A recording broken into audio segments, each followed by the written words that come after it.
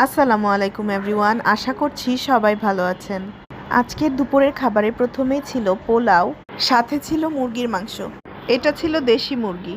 এই মুরগির মাংসটা নতুন ছোট ছোট যে আলুগুলো হয় সেটা দিয়ে রান্না করা হয়েছিল। বেশি করে পেঁয়াজ দিয়ে কষানো হয়েছিল, যার কারণে খেতে খুবই মজা হয়েছে। এটা একটু ঝাল ঝাল করে রান্না করা হয়েছিল, সাথে ছোট আলু দেওয়ার কারণে একটু মাখা মাখা হয়েছিল। এই পোলাওটা একদমই প্লেন পোলাও রান্না করা হয়েছিল, কোনো কিসমিসও দেওয়া হয়নি আজকে। প্লেন পোলাও দিয়ে মুরগির মাংস দিয়ে খেতে খুবই দারুণ লাগছিল। এই ছোট ছোট আলুগুলো শীতকালীন সবজি দিয়ে যে কোনো তরকারির সাথেই খেতে খুবই ভালো লাগে। আপনারা কারা কোন জায়গা থেকে দেখছেন অবশ্যই কমেন্ট করে জানাবেন। মুরগির মাংসের মধ্যে হাড় জাতীয় মাংসগুলো একটু খেতে বেশি ভালো লাগে। অল্প একটু মাংস নিয়ে অল্প একটু পোলাও দিয়ে মেখে খেতে খুবই ভালো লাগছিল।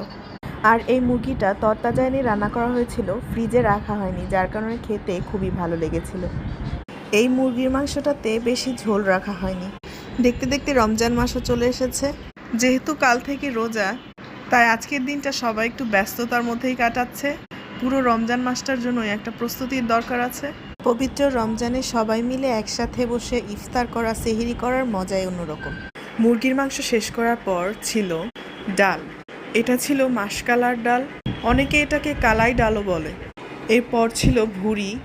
মুরগির মাংস দিয়েই অনেকটা পেট ভরে গিয়েছিল, যার কারণে অল্প একটু ভাত নিয়ে অল্প একটু ভুড়ি নিয়ে নিয়েছিলাম মায়ের কথা রাখার জন্য।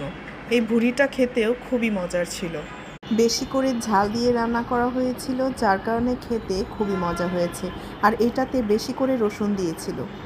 ঝাল ঝাল মাখা মাখা এই ভুড়ি দিয়ে ভাত খেতে খুবই ভালো লাগছিল।